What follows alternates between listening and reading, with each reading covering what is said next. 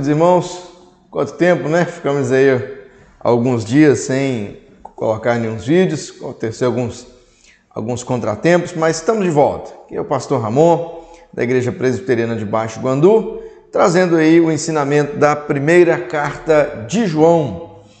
Irmãos, hoje então no nosso estudo, nós vamos dos versos 17 até o verso 21 do capítulo 4 da primeira carta de João. Primeira carta de João, capítulo 4, versos 17 até o 21, que diz o seguinte: Nisto é em nós aperfeiçoado o amor, para que, no dia do juízo, mantenhamos confiança, pois, segundo ele é, também nós somos neste mundo. No amor não existe medo, antes o perfeito amor lança fora o medo. Ora, o medo produz tormento, logo, aquele que teme não é aperfeiçoado no amor. Nós amamos porque ele nos amou primeiro. Se alguém disser amo a Deus e odiar a seu irmão, é mentiroso, pois aquele que não ama a seu irmão, a quem vê, não pode amar a Deus, a quem não vê. Ora, temos da parte dele este mandamento: aquele que ama a Deus, ame também ao seu irmão. Que o Senhor nos acompanhe e fale conosco neste breve momento. Queridos, então, no nosso último vídeo, nós vimos sobre a questão da permanência de Deus em nós e nós nele. Né? Quais são as evidências de que nós estamos em Deus e de que Deus está em nós? Ou seja, de que somos crentes verdadeiros e salvos no Senhor Jesus. Nós vimos algumas evidências, né? Aquele que está em Deus tem a dádiva do Espírito, a obra de Cristo como Salvador e o amor do Pai que nós expressamos por meio do amor ao nosso irmão, faz parte da nossa vida, e isso evidencia, né, que nós estamos em Deus, que estamos realmente, fazemos parte, somos alvos da obra maravilhosa de Cristo Jesus. Hoje, o apóstolo vai continuar esse argumento a partir desse ponto, e vai desenvolver, né, ainda mais a questão do amor perfeito, né? O tema aqui vai ser essa questão, o amor perfeito. Nas outras vezes que João fala de amor perfeito, ele se refere ao amor de Deus pelo seu povo. Principalmente no capítulo 2, verso 5, capítulo 4, verso 12 também, você tem algo sobre isso. Mas agora o apóstolo vai expor o amor perfeito do cristão para Deus. Ou seja, nós podemos observar, vamos abordar esses conhecimentos, vendo algumas características do amor do crente para com Deus e dos seus benefícios, né? Esse amor perfeito do crente para com Deus e o que ele traz para nós de benefício. Então eu queria mostrar algumas notas nesses versos. Primeiro, repara como ele começa ensinando a respeito desse verdadeiro amor. O tema ainda é amor, nota isso. Verso 17. Nisto é em nós aperfeiçoado o amor. Nisto o quê? Permanência de Deus em nós e nós nele. É o assunto do vídeo anterior, o assunto da passagem anterior de João. Ou seja, o verso 16, ele termina dizendo: Deus é amor e aquele que permanece no amor permanece em Deus nele. E aí o verso 17, nisto é em nós aperfeiçoado o amor. Ou seja, é nessa relação de permanência que o amor ele é aperfeiçoado, ele vai se tornando perfeito. Que amor? Agora é como se mudasse as pontas. Agora é a questão do amor do cristão para com Deus, né? O contexto vai mostrar isso para nós. Enquanto Deus permanece no crente, olha que bonito, o crente ama cada vez mais a Deus. Ou seja, a habitação de Deus em nós faz com que nós amemos Deus cada vez mais. Ele é aperfeiçoado, né? Esse amor amadurece, ele vai se completando cada vez mais. Eu até queria propor para os irmãos uma outra tradução, porque talvez seria melhor traduzido se nós colocássemos: o amor tem sido aperfeiçoado em nós, né? Um ato contínuo. Vê que a nossa tradução coloca assim: nisto é em nós aperfeiçoado o amor, como se fosse uma ação única. Mas o tempo no texto grego traz essa ideia de uma ação que começou, mas que tem efeitos durante toda a vida. O amor ele vai sendo cada vez mais aperfeiçoado. O crente verdadeiro, ele ama mais a Deus à medida que o tempo passa. Olha que coisa fantástica. Deus permanece nele e ele ama cada vez mais Deus. Ou seja, continuamente o cristão cresce no amor a Deus e a cada dia ele vai se tornando cada vez mais voltado para Cristo e vai buscando cada vez mais o amor ao Deus Todo-Poderoso. Ou seja, o cristão é melhor hoje do que ele foi ontem e ele vai amar mais a Deus amanhã do que ele ama hoje, né? Que coisa linda demais, muito bonito isso que o texto diz. A permanência de Deus nos faz amar Ele. E aí, esse amor sendo aperfeiçoado, que é um sinal da habitação de Deus em nós, ele vai nos dar uma confiança no dia mais importante da vida de toda a humanidade, que é o dia do juízo. Olha como é que ele continua o verso 17, ele está assim, ó: nisto é em nós aperfeiçoado o amor, para que no dia do juízo, que aqui é o dia final, o dia da volta de Cristo, mantenhamos confiança. Olha que interessante, nós sabemos que no dia do juízo vai ser um dia onde o mundo vai temer muito. Aqueles que não acreditavam, quando verem Jesus Cristo voltar nas nuvens com poder e muita glória, vão temer. Porém, nós não temeremos, ao contrário, nós confiaremos. Essa confiança, né, que é um tipo de ousadia, lá no capítulo 2, verso 28, é coragem de publicar a fé, falar em público a respeito, ou seja, a ideia de que no dia do juízo, aqueles que foram habitados por Deus e que amaram a Deus cada vez mais, comparecerão no dia do juízo de cabeça erguida. Nós chegaremos lá tendo a certeza de que não seremos condenados. Por quê? Porque neste mundo nós amamos mais a Deus e estivemos com Deus e dia após dia nos aproximamos mais de Deus. E aí nós temos confiança. Nesse dia nós sabemos que Ele vai nos guardar, Ele vai nos proteger, não entraremos em juízo, porque Ele habitou em nós e nós estivemos nele. E aí, olha como é que o verso continua mostrando uma outra causa para essa confiança. Continua assim: pois segundo Ele é, e o Ele aqui é Jesus Cristo, também nós somos neste mundo.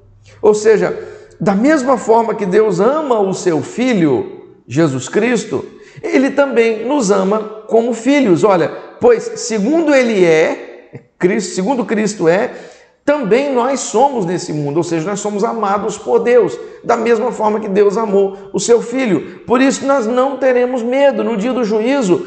Se nós vivermos assim, lá no dia do juízo, teremos confiança. Se vivemos da forma como Cristo viveu, nós sabemos que nesse dia também seremos recolhidos da mesma forma como Cristo foi. Ou seja, a atitude de viver com Deus hoje vai nos fazer muito felizes e bem-aventurados no último dia.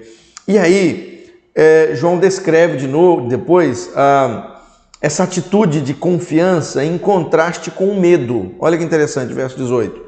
No amor não existe medo, antes o perfeito amor lança fora o medo. Está vendo que ele coloca lado a lado amor e medo, né? Medo e temor. Olha que interessante. O medo é uma coisa, o medo é aquele sentimento que tem a pessoa que sabe que vai ser castigada. Porém, o temor, né? O amor que nos leva a temer a Deus, o temor é a substância da verdadeira religião, porque ela nos faz respeitar, é um respeito reverente, ou seja, o remédio para quem tem medo de Deus é amá-lo. Olha que coisa linda, porque aquele que tem medo do juízo, que tem medo, às vezes as pessoas pensam, mas diante de Deus, será que eu realmente, eu sou uma pessoa tão pecadora, eu sou tão ruim, como que será que é diante de Deus? Olha, qual que é o remédio para isso? Ama Ele cada vez mais, aproxime-se cada vez mais, seja cada vez mais próximo de Deus, demonstre o seu amor ao mundo, mostre que você ama Deus acima de todas as coisas, e assim você pode andar tranquilo. O amor, ele lança fora o medo, né? Não existe medo para aqueles que amam. Isso aqui, meus irmãos, é a cura para muitas coisas da nossa vida, porque às vezes nós temos muito medo das coisas que virão, nós temos muito medo do futuro, mas quando nós estamos com Deus, quando nós amamos a Deus, nós sabemos que o nosso futuro pertence a Ele. Então, as coisas, eu não preciso ter ansiedade quanto o dia de amanhã, eu não preciso temer as coisas que vão acontecer. O amor lança fora o medo. E aí, ele continua, olha que interessante, como é que ele mostra a incompatibilidade entre amor de Deus e medo do juízo. E não cabe isso. Ele continua assim, verso 18. Ora, o medo produz tormento. Logo, aquele que teme não é aperfeiçoado no amor. O que é este tormento? É o medo da punição. Aquele que vive com medo da punição é porque ainda não conheceu o Deus do amor. Somente quem ama a Deus sente-se abraçado, ou seja, eu não vivo com medo da punição, eu tenho a certeza de que Deus está comigo, eu vivo com Ele e, em outras palavras, eu tenho certeza da minha salvação. Eu sei que Cristo não me lançará fora no último dia, porque eu amo Ele hoje. E aí, olha como é que o amor perfeito, aqui que é o grande ponto. João ele é sempre muito prático, então ele vai mostrar agora o seguinte, olha, só que esse amor, ele traz resultados e ele vai começar a falar de coisas práticas. Olha como é que o perfeito amor para com Deus, primeiro ele começa mostrando assim, isso aí é resultado do amor de Deus para você. Você só ama Deus porque primeiro Deus te amou. Olha o verso 19. Nós amamos porque Ele nos amou primeiro. Olha que interessante, né? A Bíblia fala que Deus nos amou antes da fundação do mundo. Né? Ele olhou para nós, ele envia o seu Filho. Antes da fundação do mundo, o Cordeiro já havia decisão da morte de Cristo em favor do povo a quem Deus ama. E, meus irmãos, isso deve me levar a amar a Deus de forma profunda. Entendeu? Olha, antes da fundação do mundo, Deus me amou. Então, isso precisa me amar a Deus, me fazer amar a Deus, a ponto de eu retribuir essa ação. É lógico que nós retribuímos de forma muito falha, mas o fato é que o próprio Jesus Cristo fala, né, João 15,16, olha, não foi vocês que me escolheram, pelo contrário, eu que escolhi a vocês. Ou seja, Deus me ama e eu só amo porque Deus me amou. E aí, olha a aplicação dessa verdade. O que eu estou falando que João é muito prático? Verso 20. Se alguém disser, amo a Deus e odiar a seu irmão, é mentiroso. Olha que interessante. O amor só vem para aquele que foi amado. Ele só demonstra amor àquele que foi amado por Deus. Agora, a demonstração, a prova desse amor não é só uma profissão de fé. Porque a nossa profissão de fé precisa vir acompanhada de atos, de ações. Tiago fala que a fé só de palavras, a fé sem obras, é morta, é vazia. Então, como é que você prova como é que você entende? Como é que eu sei que eu fui alvo do amor de Deus? Muito simples, esse amor flui. Você torna-se um canal e você ama também as outras pessoas. Olha a denúncia grave que João continua fazendo no verso 20. Para você entender aqui esse ponto. Pois aquele que não ama seu irmão, a quem vê, não pode amar a Deus a quem não vê. Muito simples, direto e extremamente prático para as nossas vidas. João está dizendo, olha, a falta de amor ao irmão se resume na falta de Deus. Se falta Deus, falta salvação. Olha que coisa. Então, o amor de Deus invisível se expressa na minha vida pelo amor ao irmão visível, aquele a quem eu amo. Irmão, se faz uma pergunta sincera nesse momento. Nós já ouvimos aqui muito. Se você está acompanhando esse vídeo desde o início, você já ouviu muito a respeito disso, sobre amar aos irmãos. Faz uma pergunta sincera para você agora. Você já mudou de vida? Você ama seus irmãos de forma verdadeira e prática? Porque isso é evidência de salvação, meus irmãos. Ninguém pode dizer que ama a Deus se na sua vida ele também não ama os irmãos. E amor para João, repito, são coisas práticas. Não é esse amor de sem mero sentimento que o mundo diz, mas é botar a mão no bolso quando precisar, é ir para a rua quando precisar, é carregar nos braços se for preciso, é viver também para o irmão. E olha que interessante, né? João repete que esse amor está muito ligado aos mandamentos, verso 21. Ora, temos da parte dele este mandamento, que aquele que ama a Deus, ame também ao seu irmão. Ou seja, a ausência de um implica na ausência do outro. Quem não ama o irmão também não ama a Deus. E se não faz isso, não está cumprindo os mandamentos. Não está seguindo a palavra, não está amando a Deus, não está aperfeiçoando o seu amor. Olha que interessante, ele fala que o amor de Deus é aperfeiçoado na medida que permanecemos em Deus e Deus permanece em nós.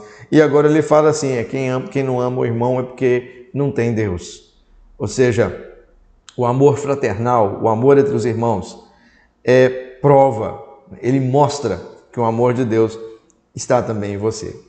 Eu quero terminar com algumas aplicações finais, os vídeos estão ficando grandes, meu propósito é de 15 a 20 minutos, mas olha, primeira aplicação, o nosso medo, e os nossos medos e temores quanto ao futuro, eles só nos mostram uma coisa, que nós estamos longe de amar a Deus como deveríamos. Sabe, se você é uma pessoa muito ansiosa, se você tem muito medo, se você fica preocupado, meu Deus, mas o que será de mim amanhã? O que serão das coisas? Olha, o amor de Deus te leva a confiar. Então, talvez o que falta em você, talvez se você está preso em medos e temores, talvez o que te falta é amar mais a Deus. E é aqui que o aconselhamento bíblico encontra a cura para medos e temores. Olha, se você sofre com medos, busque em Deus. Busca naquele que te amou antes da fundação do mundo, entrega a sua vida para Ele, viva realmente para isso. Mas é viver mesmo, às vezes nós falamos, mas eu não consigo, eu não sei como é. Não, mas é muito simples. Aqui mesmo nós temos uma forma de se entregar a Deus. Como? Amando os irmãos. É lógico. Não estou pregando aqui obras vazias, mas obras de fé, né? Ligadas à fé, ligadas ao amor de Deus. Então, entenda que o amor lança fora o medo. A segunda aplicação é nos lembrar que Deus nos amou primeiro, que é extremamente importante para que eu consiga a solução da primeira aplicação. É nisso, meus irmãos, que consiste, é o ponto central de toda a doutrina reformada. Deus me amou primeiro, em seu amor livre e soberano, Ele nos salvou, Ele nos escolheu, sem que houvesse mérito. Cristo morreu naquela cruz, porque Ele me amou, mesmo eu sendo um miserável pecador. E agora, qual é a minha resposta diante disso? Amar esse que me amou primeiro. E por último, nós devemos verificar, meus irmãos, sempre a genuinidade do nosso amor, tanto para com Deus, e como é que eu verifico se o meu amor por Deus é genuíno? Verificando as minhas atitudes para com meus irmãos. A salvação ela é extremamente demonstrável na vida. É lógico, estou dizendo aqui de forma ordinária, nós reconhecemos isso. Nós reconhecemos. O quanto você ama demonstra também que você foi amado por Deus. Queridos, se nos amarmos realmente e verdadeiramente aos nossos irmãos em Cristo, nós podemos sim nos assegurar da realidade do nosso amor para com Deus. Então pergunte a si mesmo agora, usando esse critério, será que eu realmente amo a Deus? Se eu olhar para a minha vida e pela forma como eu trato aqueles que estão próximos de mim, será que isso demonstra a forma como eu fui tratado por Deus? Porque Deus te tratou com muito amor, a ponto de que Jesus Cristo sangrou, sofreu, para que você tivesse acesso ao céu e à salvação. Que Deus te abençoe e que Ele aplique essa mensagem no seu coração, em nome do Senhor Jesus.